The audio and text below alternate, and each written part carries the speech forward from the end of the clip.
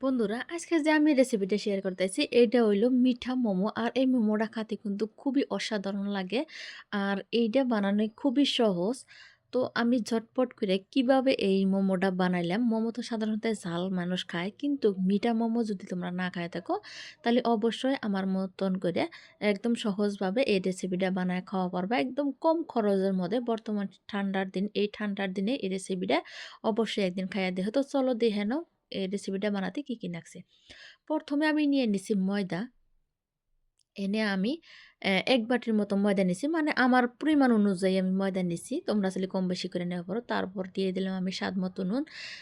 নুন দেওয়ার পরে আমি অল্প, অল্প করে পানি দিয়ে একটা ডো বানায় নিতেছি। আমরা যে রুটি বানাই না ঠিক ঐরকম করে। আর রুটির থেকে সামান্য শক্ত হলে ভালো হবো।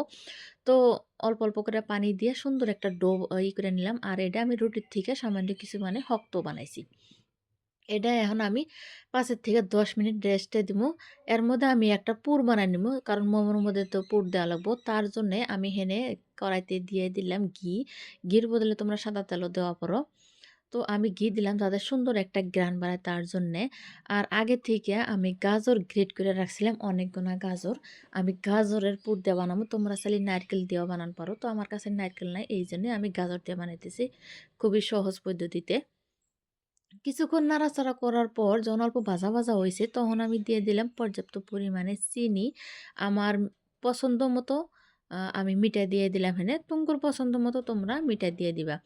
মিঠা দেওয়ার পর যখন চিনিটা গইলে গেছে আরও কিছুক্ষণ নাড়াচাড়া করার পর আমি দিয়ে দিলাম এখানে পাউডার দুধ, যাতে সুন্দর একটা স্বাদ আসে তার জন্য আমি পাউডার দুধ দিলাম। তোমরা চাইলে যেকোনো বাদাম সাদাম অন্য কিছু দেওয়া পারো আরও। তো আমি এখানে পাউডার দুধ দিয়ে আরও কিছুক্ষণ নাড়াচাড়া করার পরে এই যে পুরটা সম্পূর্ণ হয়ে গেছে গা। এখন আমি পুরটা চুলাই থেকে নামাই নিলাম। এখন আমি মোমোটা বানাই নেবো। তার জন্য আমি এই যে ময়দাটা যে আছিল কয়েক ভাগে ভাগ করে নিয়েছি, মানে ছোট ছোট করে খুব পাতলা পাতলা করে আমি রুটি বেলে নেবো। তো এই যে কিছু শুকনা ময়দা দিয়ে সুন্দর করে একটা রুটি বেলে নিতেছি, আমরা যে রুটি খাই ওইরকম করে। আর রুটিটা যত পাতলা হয় ততই ভালো হবো। যদি মোটা হয় তাহলে কিন্তু খাতে ভালো লাগবে না, আটা আটা লাগবো। আমি খুবই পাতলা করে, মানে আমার দ্বারা যে পর্যাপ্ত পরিমাণে সম্ভব আমি পাতলা করে একটা রুটি বেলে নিলাম। নেওয়ার পর আমি রুটিটা গোল করা পারি নাই, ওই জন্যে সমান করে আমি একটা বাটি দিয়ে কাইটে নিলাম। তোমরা চাইলে গোল গোল করে নেবে। আর রুটিটা জানি সবকটা রুটি জানি এক সমান হয়, ওই হিসাবে করে বানিয়ে নেবে। তো আমি অনেকগুলো রুটি এই যে বানিয়ে নিছি। আর রুটিগুলো খুবই পাতলা হয়ে গেছে গা। এখন আমি মোমোর শেপটাও দিমু, ওই জন্যে। তো আমি এখন মোমো বানাবো। একটা রুটি প্রথমে দিয়ে দিলাম, তার উপরে আমি আরেকটা রুটি দিয়ে দিলাম, তার উপরে আরেকটা রুটি দিয়ে দিলাম। আমি ৩টা রুটি দিয়ে এই গোলাপ মোমোটা বানাবো। তোমরা চাইলে ৪-৫টা দিয়েও বানান পারো। ৪-৫টা দিয়ে বানাইলে বড় বড় উপর টেপা টেপা হবো, ওই জন্য আমি ৩টা দিয়ে দিলাম। দেওয়ার পর গাজরের যে পুরটা আছে মাছ বরাবর দিয়ে দিছি। পুরটা যদি মোটা করে দাও তাহলে তোমার গোলাপটা খুবই সুন্দর গোল গাল হয়ে যাবো। আর যদি ও পুরটা কম হয় তাহলে কিন্তু মোমোটা অল্প লম্বা সাইজের হবো, চিকন হবো। তো আমি গোলাপ মোমোটা কিবা করে বানাইলাম তোমরা তো দেখলা। অল্প পানি দিছি যাতে সাইডে না যায়। আমি যখন ভাপে দিব তখন যাতে সাইডে না যায়। সুন্দর একটা গোলাপ পিঠা বানাই নিলাম। তারপর আরও ২টা বানায় রাখছিলাম। এই যে মোট আমি ৩টা বানাইছি।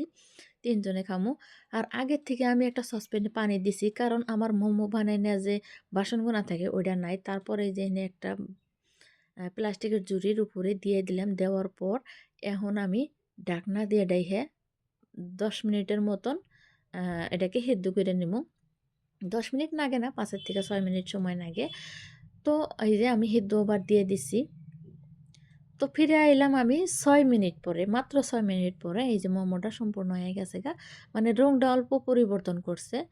তো এই যে তুলে দেখাইতেছি পুরোপুরি সেদ্ধ হয়ে গেছে গা। এটা আমি এখন ঝুড়িটা নামাই নেব।